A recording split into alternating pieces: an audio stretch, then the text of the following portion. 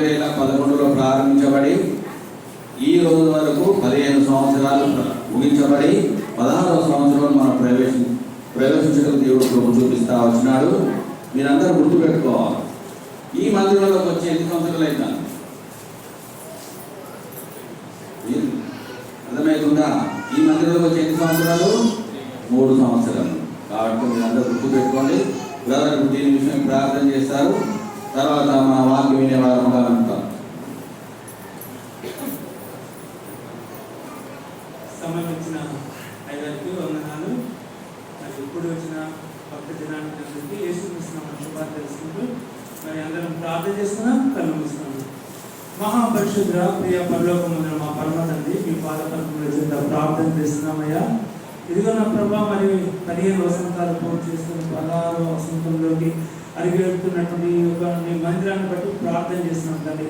ఇది నా తండ్రి, నీ దైవ సేవకుడు ఎంతో సుదూర ప్రాంతం నుంచి తండ్రి ప్రభా మా ప్రాంతానికి తీసుకొచ్చి చుట్టుపక్కల ప్రాంతాల ప్రజలందరూ అనేకులు నశించిపోతున్న వారిని అగ్నిలో నుంచి కొందరిని లాగినట్టుగా ప్రభా ఈ ప్రాంతాలని సేవకుల ద్వారా తండ్రి ఇంతమందిని మీరు లాగి తండ్రి పరలోక రాజ్యానికి వారసులుగా చేసి తండ్రి నీ కుమారుని నిలబెట్టుకున్న విధానం బట్టి మీ పాదాపద్మముల చెంత కృతజ్ఞతాస్తుతులు చెల్లిస్తున్నాం తండ్రి.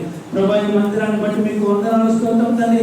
పరలోకం నుంచి నీ యొక్క మహిమను నీ యొక్క సన్నిధి ఈ ప్రాంతంలో ఉంచిన ప్రభా మీ ప్రభా తన ఈ ప్రాంతంలో తండ్రి గత తండ్రి ఒక 20 సంవత్సరాల క్రితం 30 సంవత్సరాల క్రితం ఎంతో నశించిపోతున్న ప్రాంతం ప్రభా ఇది. అప్పుడు తండ్రి మరి నా దేవుడు నీవు తెలియని ప్రజలు ప్రభా ఎంతో తండ్రి చీకట్లో ఉన్న ప్రజలు తండ్రి నీవు వెలుగే ఉన్నావు కనుక నా తండ్రి నీ దాసులు నిలబెట్టుకుని ఈ ప్రాంతాన్ని మొత్తం వెలిగించి తండ్రి చీకట్లో ఉన్న వారిని వెలుగులో నడిపించి తండ్రి అంధకారంలో మగ్గిపోతున్నామని నీ యొక్క వెలుగులతో నింపి తండ్రి వారిని సత్యంలోకి నడిపించి క్రీస్తు యేసు మహిమతో నింపి తండ్రి వారిని రక్షణలోకి నడిపించి తండ్రి అనేకులకు తండ్రి రక్షణ సుమధుర సువాసనను మీరు అందించిన విధానం బట్టి మీకే స్తోత్రములు స్తుతులు అర్పిస్తున్నాం తండ్రి. ప్రభా నీకు వందనాలు తండ్రి. మరి తండ్రి ఈ రోజు తండ్రి మరి నీ యొక్క మందిరంలో 16వ వసంతంలోకి అభివృద్ధిగా తండ్రి దాని శుభ సందర్భంలో తండ్రి మేము జ్ఞాపకం చేసుకుంటున్నాం తండ్రి. మీరు పరలోకం నుండి జ్ఞాపకం చేసుకోండి ప్రభా. నీ సేవకుని ఇంకా నిలబెట్టండి తండ్రి. ఇంకా కావాల్సిన ఔషధాలు అక్కర్లు తీర్చండి. పైన మందిరం నిర్మించాలి ప్రభా, సహాయం చేయండి. వాటికి కావాల్సిన ఔషధాలు అక్కర్లు తీర్చండి ప్రభా. అయ్యా తండ్రి నీ సేవకుని మన సేవకురాలను మీరు జ్ఞాపకం చేసుకుని వారిపై నీ మహిమ ఆత్మ ఉంచండి ప్రభా. ఇంకా తండ్రి బలమును శక్తిని ఆరోగ్యాన్ని యువనాన్ని దైత్యములు వెళ్తున్నాం తండ్రి. ఇంకా నీ కోసం పరిగెత్తలాగా పౌరు వలె నడుముకు గట్టి కట్టించి పరుగు పదంలో తండ్రి ఇంకా నీ కోసం రోషము కలిగి పరిగెత్తలాగా వారి శరీరాన్ని బలపరచమని వెళుతున్నాం తండ్రి. వారి ఆత్మను నీ ఆత్మను నింపమని వెళుతున్నాం తండ్రి.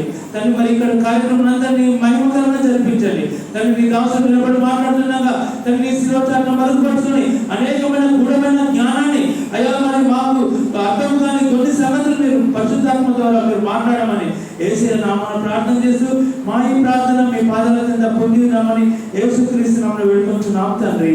ఆమేన్. మన మధ్యకు వచ్చినారు. ఇప్పుడు కొంచెం ఆలస్యం అయ్యేది. ఎక్కువ సమయం తీసుకోకుండా దేవునికి మరి యొక్క దేవుని కనపరిచే విషయంలో సహోదరుల వాక్యం ద్వారా మనం సిద్ధపరచబడి దాకా రండి.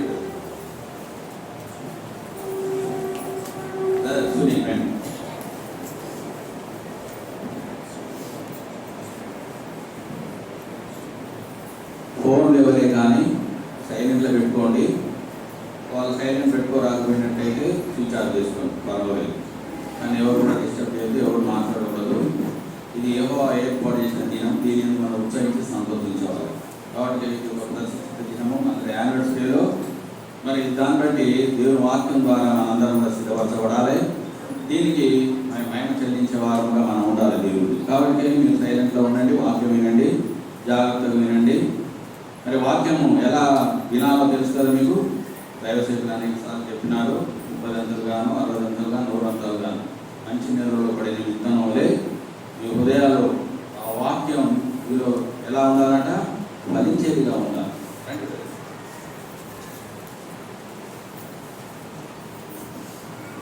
ప్రభుని ఆరాధించుకుంటూ దేవుని వాక్యం నుండి కీర్తన 100వ కీర్తన 100 3వ కీర్తన చదువుతున్నాము. 5 వచనాలు కలిసి చదువుతున్నాం. కీర్తన మూడో కీర్తన పేజీ నెంబర్ 504, పాత నిబంధన గ్రంథంలో పేజీ నెంబర్ 504. అందరికి తెలుసు. సమస్త దేశములారా యెహోవాకు ఉత్సాహధ్వని చేయుడి, సంతోషంతో యెహోవాను సేవించుడి, ఉత్సాహ గానము చేయించు ఆయన సన్నిధికి రండి. యెహోవాయే దేవుడని తెలుసుకుని ఆయనే మనల్ని పుట్టించాడు. మనం ఆయన వారము, ఆయన ప్రజలము, ఆయన మేలు కొరకు చెల్లించు, ఆయన గుమ్మంలో ప్రవేశించు, కీర్తనలో పాడుచు ఆయన ఆవరణంలో ప్రవేశించు, ఆయన స్తుతించుడి, ఆయన నామమును కనపరచు. యెహోవా దయాళుడు, ఆయన కృప నిరంతరము, ఆయన సత్యము తరతరములు. అలాగే 103వ కీర్తన పక్క పేజీలోనే ఉంది. కీర్తన 103 మొదటి 2 వచనాలు అందరికి కలిసి చదువుతున్నాం. కీర్తన 103 మొదటి 2 వచనాలు అందరికి కలిసి.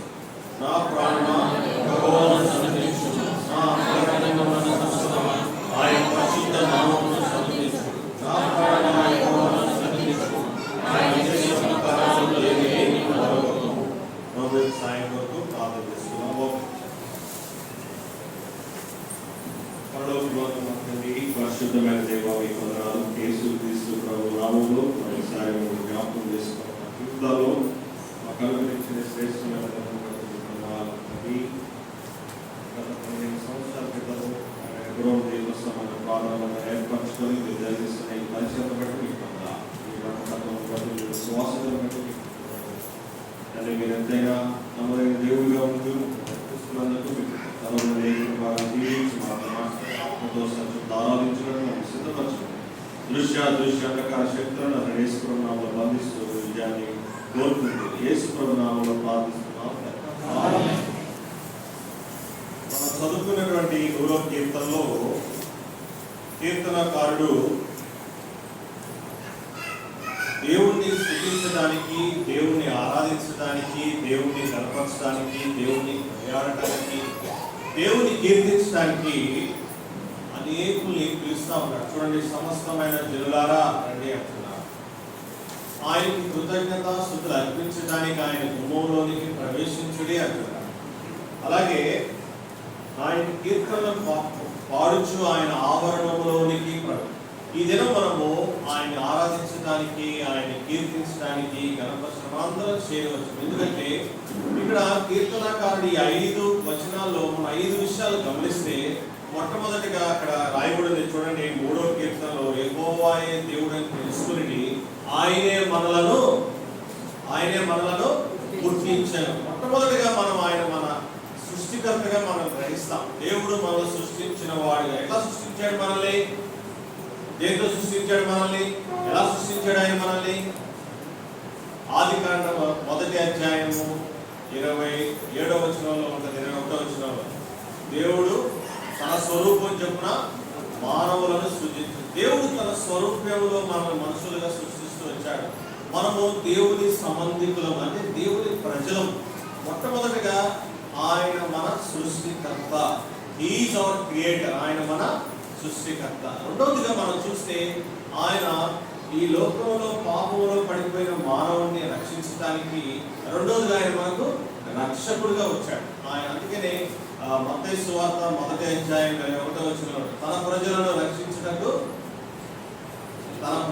రక్షించుటకు ఆయన ఈ లోకానికి వచ్చానని రాయబడుతుంది. అంటే యేసు అని పేరు పెట్టబడింది. ఆయన ఎందుకు వచ్చాడంటే మనల్ని రక్షించడానికి. రెండవదిగా మనం ఆయన ఆరాధించడానికి గల కారణం ఏంటంటే ఆయన మన రక్షకుడుగా ఉన్నాడు. ఆయన రక్షించి మనల్ని వదిలేశాడా? ఏం చేశాడు? మూడవదిగా ఆయన మనల్ని తన మార్గంలో నడిపిస్తూ ఉన్నాడు. అందుకే చూడండి, కీర్తనకారుడు రాస్తాడు ఇక్కడ 4వ వచనం 3వ వచనంలో, మనం ఆయన వారము, మనం ఆయన ప్రజలము, ఆయన మేపు, మనము ఆయన బిడ్డలము, ఆయన ప్రజలము, ఆయన గొర్రెలముగా ఆయన మనల్ని జీవజల నదుల వైపు నడిపిస్తూ ఉన్నాడు. రెండవదిగా ఆయన మనల్ని నడిపించేటటువంటి మూడవది నాయకుడు. He is our leader. మొట్టమొదటి హీఈస్ అవర్ క్రియేటర్. ఆయన మన సృష్టికర్త, లేదా ఆయన మనల్ని సృజించిన వాడు. రెండవది ఆయన మనల్ని రక్షించిన రక్షకుడు. He is our saviour. మూడవది ఆయన మనల్ని నడిపించాడు. చూడండి, ఎక్కడో నడుచుకుంటూ ఎక్కడెక్కడో ఉన్న వాళ్ళని ఆయన ఎక్కడ నడిపించాడంటే తన ఇంటికి మనం నడిపించాడు. మన బతుకు మార్చి, మన జీవితాలు మార్చి, ఈ పాటికి మనం కూడా ఎక్కడ ఉండేవాళ్ళం? ఎక్కడ ఉండేవాళ్ళం? ఈ పాటికి మనం లోకంలో ఉండేవాళ్ళం. లోకంలో పండగలు చేసుకుంటూ ఉండేవాళ్ళం. లోకంలో మన జీవితం అంతా లోకములో నుండి మనల్ని వేరు చేస్తూ వచ్చాడు. లోకములో నుండి, చీకటిలో నుండి, అంధకారంలో నుండి మనల్ని రక్షించాడు. ఆయన తన మందిరానికి, తన ఇంటికి మనం నడిపిస్తాడు. ఈ హెబ్రోన్ ప్రార్థన మందిరానికి నడిపించి దాదాపు 15 సంవత్సరాలు అవుతుందిగా. చాలా మంది ఉన్నారు ఇక్కడ. అప్పటి నుంచి దేవుడు నమ్మకంగా మనల్ని తన ఇంటికి నడిపిస్తూనే ఉన్నాడు, మనల్ని ఆశీర్వదిస్తూనే ఉన్నాడు, మనతో మాట్లాడుతూనే ఉన్నాడు, మన బ్రతుకులు మారుస్తూనే ఉన్నాడు. మన ద్వారా మన కుటుంబ సభ్యులు, బంధువులు, ఇప్పుడు అనేకులకి మార్పు కలిగిస్తూనే ఉన్నాడు. నాలుగోదిగా ఆయన మనల్ని మేపు గొర్రెలు అంటాడు. మేపు గొర్రెలు అంటే ఆయన మనల్ని పోషించేవాడుగా ఉన్నాడు. ఏమండి? ఆయన మనల్ని పోషించేవాడుగా ఉన్నాడు. అంటే హీఈస్ అవర్ సస్టైన్, అంటే ఆయన మనల్ని పోషిస్తూనే ఉన్నాడు. మనం నిరంతరం చూడండి, వరదలు వచ్చి పంట కొట్టుకెళ్ళిపోయి, లేదా పొలాలు సరిగ్గా పంట కానీ వచ్చిన వాళ్ళు అన్ని యూరియా ఇస్తున్నారు, భయంకరంగా అందరూ లైన్లో నుంచున్నారు, చాలా ఇస్తా ఉన్నారు. పంట పండగ లేకపోతే ఎన్నో పరిస్థితుల్లో ఉన్న, ఆర్థిక ఇబ్బందుల్లో ఉన్న, నష్టంలో దేవుడు మనల్ని శారీరకంగా పోషించేవాడిగా ఉన్నాడు. అలాగే తన ఇంటికి మనల్ని నడిపించి ఆత్మీయంగా కూడా మనల్ని ఆయన పోషించేవాడు. ఆ పోషించబడిన మనము, ఆయన అనుభవించిన మనము ఈ దినాన మనం ఆయన్ని ఆరాధించే వారంగా ఉన్నాం. మొట్టమొదటిగా ఆయన ఎవరైనా ఆయన మన సృష్టికర్త. రెండోది ఎవరైనా మన రక్షకుడు. తర్వాత మనం నడిపించే నాయకుడు. తర్వాత మనల్ని పోషకుడు.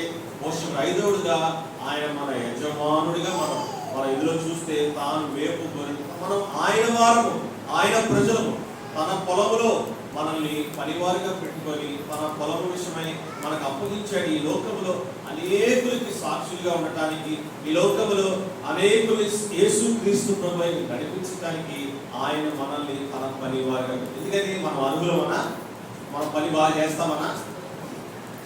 మనం పనికి మాలిన వాళ్ళు, అంటే పనికి రానటువంటి వాళ్ళు, ఏ పని చేతగానే ఆయన భూమి ఆకాశాలు సృష్టించినటువంటి ఆ దేవుడు మనల్ని తన పనికి వాడుకోవాలని తన పొలంలో మనల్ని ఆయన పెట్టాడు. He is our owner. ఆయన మన యజమానుడిగా. ఈ ఇన్ని సంవత్సరాలు దేవుడు మనల్ని ఎంతగానో చూడండి, ఆయన మనల్ని మన చేయి విడవలేదు, ఆయన మనల్ని ఎప్పుడూ మర్చిపోలేదు. మనమైనా మర్చిపోయి ఉంటాం. అందుకని కీర్తనాకారుడు దావీదు అంటాడు, ఆయన చేసిన ఉపకారంలో దేనిని? మానవులకు ఒక అలవాటు, మర్చిపోవడం అలవాటు. అంటే 10 రూపాయలు సహాయం చేసేవాళ్ళు గుర్తుంటారా? 1,00,000 రూపాయలు సహాయం చేసేవాళ్ళు గుర్తుంటారా? చెప్పండి. ఎవరు గుర్తుంటారు మీకు? మరి ఎవరు ఎక్కువ ఇస్తే, ఎవరు ఎక్కువ సహాయం చేస్తే వాళ్ళే గుర్తుంటారు. చిన్న సహాయం చేసేవాళ్ళు గుర్తుంటారా? ఏమంటాం? పెద్ద చేసేవాళ్ళే పెద్ద సహాయం అంటాం. ఎవరైనా చేస్తారు ఈ సహాయం. జ్వరం వచ్చింది అనుకోండి, ఒక గోళీ ఇచ్చాడు అనుకోండి, వాళ్ళు గుర్తుంటారా? లేదా కిడ్నీ పాడైపోయి కిడ్నీ ఇచ్చేవాళ్ళు గుర్తుంటారా? చచ్చిపోయేవారికి ఏమంటాం మనం? దేవుడు నన్ను ఎంత బాగు చేశాడు, ఆ బ్రదర్ లేదా ఆ సిస్టర్ లేదా ఆ పలానా నాకు కిడ్నీ ఇచ్చినట్టు బతికించాడు. యేసు ప్రభు తన జీవాన్ని మనకు అనుగ్రహించి మనం ఈ దినం బ్రతుకుతున్నామంటే ఆయన కలవరిలో మన కొరకే తన రక్తాన్ని చిందించి ఆయన అర్పించినటువంటి ఆయన జీవమే ఇవాళ మనకు నిత్య జీవముగా దేవుడు మనకు అనుగ్రహించాడు. ఆ నిత్య జీవము వారసులుగా మనం ఉంటూ ఆయన చూడండి, ఆయన ఇంటికి, ఆయన సన్నిధికి ఆయన చిందించిన రక్తము మనల్ని ఎక్కడికి తీసుకొచ్చిందో చూడండి. ఎబ్రిల్ రాసిన పత్రికలో మాట్లాడు చదువుతున్నాం.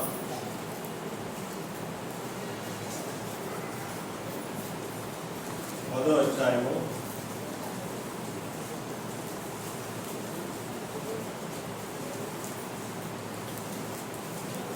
19-20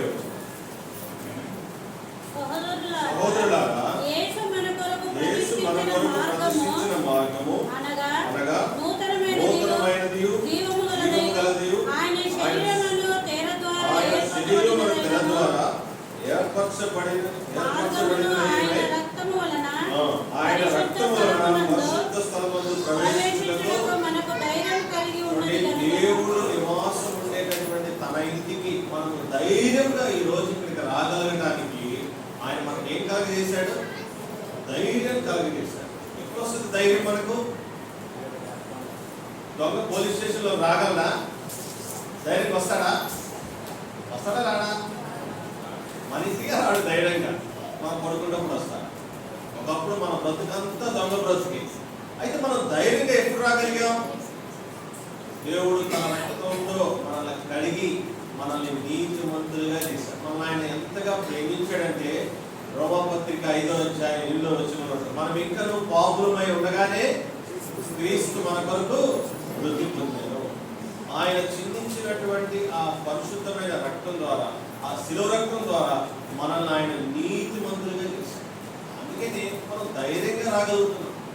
అందుకని మనం జ్ఞాపకం చేసుకున్నాం, గడిచిన 8 సంవత్సరాలుగా ప్రభు మన జీవితాల్లో చేసిన మేలు, ఈ దేవుని మందిరం ద్వారా మన జీవితాల్లో కలిగించినటువంటి గొప్ప అద్భుతమైనటువంటి కార్యాలు, మందిరం ద్వారా మనం ఆశీర్వదించబడినటువంటి కార్యాలు, ఈ దేవుని మందిరం ద్వారా మనం దీవించబడ్డాం, దేవుని మందిరం ద్వారా మన జీవితాలు ఎంతో ఫలభరితంగా ఉంటుంది. అవన్నీ జ్ఞాపకం చేసుకొని ఒకరికొకరిగా మనము దేవుని ఆత్మతో సత్యంతో ఆరాధించే వారంగా ఉండాలని కోరుతున్నాను. గడిచిన ఇన్ని సంవత్సరాలు కూడా ఎన్నో పరిస్థితులు, ఎన్నో ఆటంకాలు, ఎన్నో అభ్యంతరాలు, రకరకాలుగా కుటుంబంగా కానీ సంఘంగా కానీ ఎన్నో రకాల పరిస్థితులు కూడా మీరు ఎల్లుంటారు కదండి.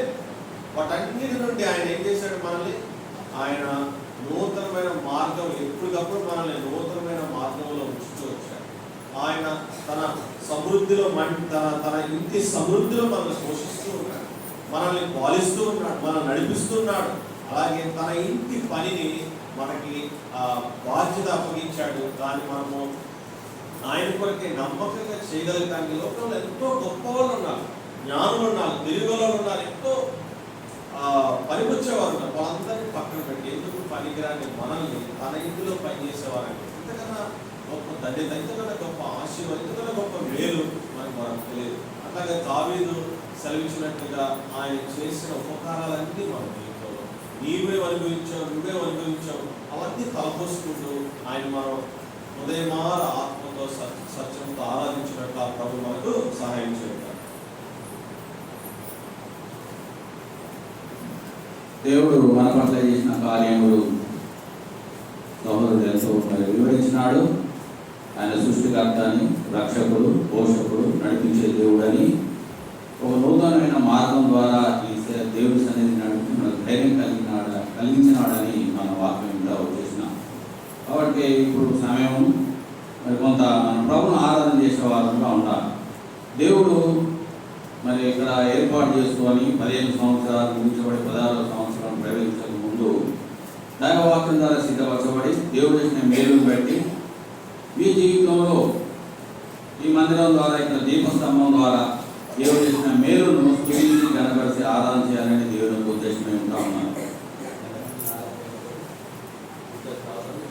ఇద్దరు సహోదరులు తర్వాత సామెలన్న రైట్